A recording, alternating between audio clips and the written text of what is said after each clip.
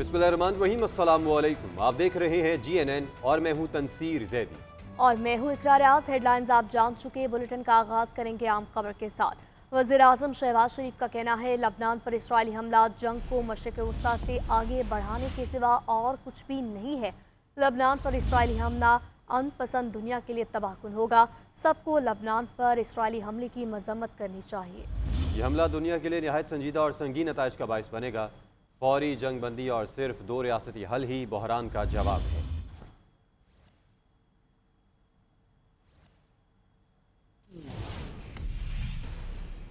वज़ीर आज़म शहबाज शरीफ की न्यूयॉर्क में तुर्क सदर रजब तय्यिब एर्दोगान से मुलाकात के बाद मीडिया से गुफ्तगू। कहा, तुर्किया से हमारे बरादराना ताल्लुकात हैं। तुर्क सदर तय्यिब एर्दोगान से मुलाकात सूदमंद रही है। उनकी अक़वाम मुत्तहिदा में फ़लस्तीन पर तकरीर काबिल तारीफ़ है और दिलों को छू लेने वाली थी। तुर्क सदर जल्द पाकिस्तान का दौरा करेंगे। सहाफ़ी के सवाल पर बोले, IMF एग्जीक्यूटिव बोर्ड की मीटिंग है, इदारे की कड़ी शराइत पूरी कर दी हैं। IMF से मुआहदे पर सऊदी अरब, चीन, मुत्तहिदा अरब अमारात ने अहम किरदार अदा किया, जिस पर उनके शुक्रगुजार हैं। मजीद बोले, इज्तिमाई कोशिशों और इदारों के भरपूर ताउन से चैलेंजेस पर काबू पाया। मुआशी अशारियों में बतदरीज बेहतरी आ रही है। 9/11 के बाद पाकिस्तान को बदतरीन दहशतगर्दी का सामना करना पड़ा। दहशतगर्दी के खिलाफ जंग में पाकिस्तान के 80,000 शहरी लुकमा अजल बने।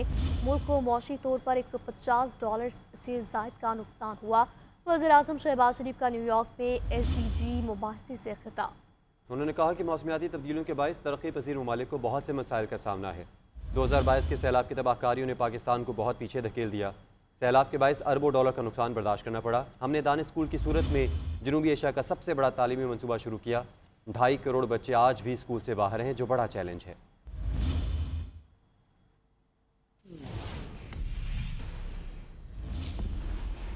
लबनानी वज़ीर ख़ारजा अब्दुल्ला हबीब का आलमी अमन से मुत्तलिक तकरीब से खिताब। इसराइली लबनान लड़ाई से मुत्तलिक अमरीकी सदर के बयान पर मायूसी का इजहार करते हुए उनकी जानिब से कहा गया, इससे मसला हल नहीं होगा, लेकिन फिर भी पुरुमीद हूँ। अमरीका वाहिद मुल्क है जो मशरिक़ वस्ता में सूरत हाल बदल सकता है। हमारे बचाव के लिए अमरीका का किरदार अहम है। लबनान खुद से लड़ाई ख़त्म नहीं कर सकता। माजी की मायूसियों के बावजूद अमरीका की मदद दरकार है। लबनान में जंग से इसराइलियों की घरों को वापसी में मदद नहीं मिलेगी। कतर के अमीर तमीम बिन अहमद अल सानी और तुर्क सदर तय्यिब एर्दोगान का अक़वाम मुत्तहिदा की जनरल असम्बली से खिताब। अमीर कतर ने कहा, इसराइल इंतहाई वहशियाना, घिनौनी और वसी जारहियत का मुजाहरा कर रहा है। पनाहगज़ीन कैंपों, स्कूलों और अस्पतालों पर बमबारी और जदीद हथियारों का इस्तेमाल नस्ल कुशी नहीं तो क्या है। खुराक और अद्वियात की सप्लाई रोकना ये कौन सी जंग है। सारी हकीकत जानते हुए भी अक़वाम मुत्तहिदा की मुदाखलत में नाकामी एक बहुत बड़ा स्कैंडल है। तुर्क सदर बोले, इसराइल ने फ़लस्तीन को दुनिया में बच्चों और औरतों का सबसे बड़ा कब्रिस्तान बना दिया है। गज़ा में सिर्फ बच्चे नहीं, अक़वाम मुत्तहिदा का निज़ाम और इंसानियत की इंसाफ वाले माशरे में रहने की उम्मीद एक एक करके कत्ल हो रही है। मैं आपसे पूछता हूँ, क्या गज़ा और मगरबी किनारे में रहने वाले इंसान नहीं है? क्या फ़लस्तीनी बच्चों के हकूक़ नहीं है? जिस तरह 70 बरस पहले इंसानी इत्तेहाद ने हिटलर को रोका था, आज उसी तरह नेतन्याहू और इसकी कातिल फ़ौज को रोकने की ज़रूरत है। ईरानी सदर मसूद पज़ेश्कियान का UN जनरल असम्बली से खिताब। कहा, हम इंसानियत के खिलाफ इसराइली जराइम की मजम्मत करते हैं। आलमी बरादरी गज़ा और लबनान में मुस्तकिल जंगबंदी से इसराइल की मज़मूम बर्बरियत का खात्मा करे, इससे पहले ये दुनिया को अपनी लपेट मिले। इसराइल गज़ा में शिकस्त खा चुका। गज़ा में इसराइली जारियत ख़त्म होनी चाहिए। इसराइल 1 साल से अपने दिफा के बहाने नस्ल कुशी कर रहा है। ईरान 2015 जोहरी मुआहदे के फरीकैन से मिलकर तातुल ख़त्म करने को तैयार। ईरान पर आयद पाबंदियाँ गैर इंसानी हैं, जिससे आम लोग मुतासर होते हैं। ईरान आलमी बरादरी के साथ ताल्लुकात बेहतर करने के लिए तैयार। यूक्रेन जंग मुज़ाकरात के जरिए फौरी बंद होनी चाहिए। बरतानवी वज़ीर आज़म केयर स्टार्मर ने बरतानवी शहरियों को फौरी लबनान छोड़ने की हिदायत कर दी। लबनान से बरतानवी शहरियों को निकालने के लिए क़ुब्रस में 700 बरतानवी फ़ौजी तैनात करने का ऐलान कर दिया। खबर एजेंसी के मुताबिक ख़त्ते में पहले ही 2 बहरी जहाज़ मौजूद हैं जो इनख़ला में मदद करेंगे। रॉयल एयरफोर्स के तैयारों और हेलीकॉप्टर्स को भी तैयार रहने का हुक्म दिया गया। ये फैसला लंदन में डिफेंस सेक्रेटरी जॉन हेली की ज़ेर सदारत कोबरा मीटिंग में किया गया।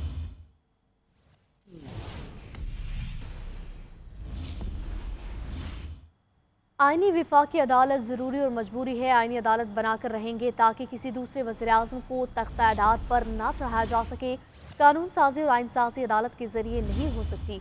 पार्लियामान को धमकी दी गई कि आपके पूरे आइन में तरमीम करेंगे। 184, 186 के नाम पर जजेस ने खुद को ताकत दी कि वो आइन साजी कर सकते हैं। Chairman People's Party Bilawal Bhutto का सिंध हाई कोर्ट बार से खिताब। कहा, अमेरिका में जज की तैनाती हो तो पूरी पार्लियामान सामने होती है।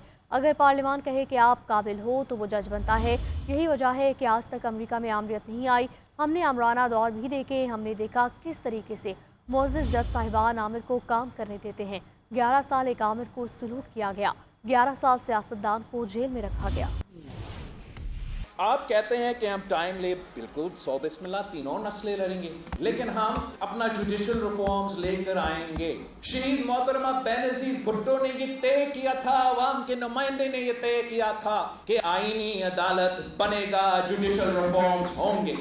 पर हमने जुडिशल रिफॉर्म्स भी एक हिस्सा था ना, याद है आपको, तो हमने पास तो करवाया था, मगर जज साहिबान, ऑनरेबल जज साहिबान, जिन्होंने रियासत को मां की तरह बनाना था, उन्होंने हमारा 3 नस्लों का मेहनत का जाया करने का धमकी दी कि हम आपका 3/3 का पास किया गया तरमीम को फेंक देंगे, फाड़ देंगे। पार्लियामान को धमकी दिया गया कि आपका पूरा आइन को हम तरमीम करेंगे अगर आप ये जो जजेस अपॉइंटमेंट का प्रोसेस है इस पर नजर इंसानी ना करें। आप यूनाइटेड स्टेट्स का एग्जाम्पल देख लें, अगर जज का तैनाती होता है तो पूरा पार्लियामान सामने बैठा होता है, और ये कोई जियो और एयरवाई वाला इंटरव्यू नहीं होता है भाई। वहां जो सवालात किए जाते हैं अवाम के नुमाइंदे में ये ताकत होता है। अगर वो पार्लियामान कहता है कि आप काबिल हो इस मुल्क का जज बनने का, तो वो जज साहब जज बनता है। यही वजह है कि आज तक अमेरिका में आमरीत नहीं रहा है, वरना वहां भी दोनों हाथों से सलूट होता। सुप्रीम कोर्ट के इलेक्शन कमीशन को ट्राइब्यूनल्स का नोटिफिकेशन जारी करने की हिदायत। सुप्रीम कोर्ट ने करार दिया, इलेक्शन कमीशन ट्राइब्यूनल्स के लिए 4 जज की तैनाती बगैर ताख़ीर शुरू करे। सुप्रीम कोर्ट ने पंजाब में इलेक्शन ट्राइब्यूनल्स के क़याम से मुतालिक केस का फैसला महफूज कर लिया। चीफ जस्टिस ने रिमार्क्स दिए कि सुप्रीम कोर्ट के फैसलों पर हम पाबंद नहीं, मुझे कोई सरोकार नहीं कि किसी जज ने क्या फैसला दिया। इलेक्शन कमीशन को आइन का पाबंद करवाएंगे। सलमान अकरम राजा से मुकालमा करते हुए कहा कि आप अपनी मर्जी के जजेस ट्राइब्यूनल्स के लिए चाहते हैं। समाअत के आगाज़ में हामिद खान ने चीफ जस्टिस के बेंच का हिस्सा बनने पर एतराज़ किया। चीफ जस्टिस का एतराज़ मुस्तरद करने पर हामिद खान कमरा अदालत से चले गए। सलमान अकरम राजा वापस लाए। मखसूस नशस्तों के मामले पर इलेक्शन कमीशन का इजलास एक बार फिर बेनतीजा खत्म हो गया। ज़राए के मुताबिक इलेक्शन कमीशन की कानूनी टीम ने मजीद रहनुमाई के लिए सुप्रीम कोर्ट से रुजू करने की तजवीज़ दी है। तफसीलात इस्लामाबाद से इस रिपोर्ट में देखिए। मखसूस नशिस्तों का मामला इलेक्शन कमीशन का छठा इजलास भी बेनतीजा खत्म हो गया। चीफ इलेक्शन कमिश्नर की ज़ेर सदारत इजलास में मखसूस नशिस्तों पर सुप्रीम कोर्ट के फैसले पर अमल दरामद का जायजा लिया गया। ज़राए का कहना है कि इजलास में मेंबर KP ने शिरकत नहीं की। ज़राए के मुताबिक लीगल टीम ने सुप्रीम कोर्ट के फैसले और इलेक्शन एक्ट पर ब्रीफिंग दी। बताया गया कि मखसूस नशिस्तों की फहरिस्त जमा न कराने पर PTI अहल नहीं। इंट्रा पार्टी इलेक्शन तस्लीम न होने तक PTI का तंजीमी ढांचा नहीं है। ज़राए के मुताबिक इलेक्शन कमीशन की कानूनी टीम ने मजीद रहनुमाई के लिए सुप्रीम कोर्ट से रुजू करने की तजवीज़ दी। इजलास में इलेक्शन कमीशन का सुप्रीम कोर्ट में मुतफर्रिक दरख्वास्त दायर करने का मामला भी ज़ेर गौर आया। सुप्रीम कोर्ट के फैसले पर अमल दरामद से मुतालिक अब तक इलेक्शन कमीशन के 6 तवील मशावरती इजलास हो चुके हैं। वफाकी वज़ीर इत्तलात अताउल्लाह तारड़ का कहना है कि मखसूस नशिस्तों के केस में PTI दावेदार नहीं थी। तहरीक इंसाफ ने सुन्नी इत्तेहाद काउंसिल को ज्वाइन किया, जिसका पार्लियामान में वजूद ही नहीं था। हलफनामे देने वाले पार्टी तब्दील नहीं कर सकते। पार्टी बदलना अब फ्लोर क्रॉसिंग तस्वुर होगा। एक फरीक जिसे दरख्वास्त ही नहीं दी उसे रिलीफ कैसे दिया जा सकता है? इस मामले पर अभी आइन और कानूनी सवालात का जवाब आना ज़रूरी है। तहरीक इंसाफ के रहनुमा सलमान अकरम राजा का कहना है, इलेक्शन कमीशन ट्रिब्यूनल में रिटायर्ड जजेस को लगाना चाहता है। ऐसा हुआ तो मुझे इंसाफ की कोई तवक्को नहीं है। रिटायर्ड जजेस को ट्रिब्यूनल में शामिल करने के एक्ट को चैलेंज कर रखा है। सुप्रीम कोर्ट ऐसी कोई ऑब्जर्वेशन ना दे जिससे हमारा केस मुतासर हो। ये कहना कि उनको मुकम्मल इख्तियार हासिल है किस हाई कोर्ट के जज को वो इलेक्शन ट्रिब्यूनल में मुकर्रर करें, ये दुरुस्त नहीं है। हाई कोर्ट के जज साहिबान जो हैं वो हाई कोर्ट का हिस्सा रहते हैं। हाई कोर्ट के चीफ जस्टिस का इख्तियार है कि वो किसको नामजद करते हैं बतौर इलेक्शन ट्रिब्यूनल। अगर इलेक्शन कमीशन को कोई एतराज़ है तो वो अपना एतराज़ बताए। और इलेक्शन कमीशन ने आज ये कहा कि अब कानून में तरमीम हो गई है और हम आइंदा रिटायर्ड जज लगाएंगे इलेक्शन के मामलात सुनने के लिए। ये सरासर हमारी नज़र में बदनीयती पर मबनी है। ये कानून साजी जो है आइन से मुतसादिम है। एक काम जो जज के करने वाला है वो आप एक ऐसे शख्स को देंगे जिसकी रोजी रोटी जो है वो इलेक्शन कमीशन से मुंसलिक होगी, उसको वो मायदे पर रखेंगे, माहाना तनख्वाह देंगे। और हम ये समझते हैं कि रिटायर्ड जजों को इलेक्शन के मामलात देना इलेक्शन के मामलात को दफनाने के मुतरादिफ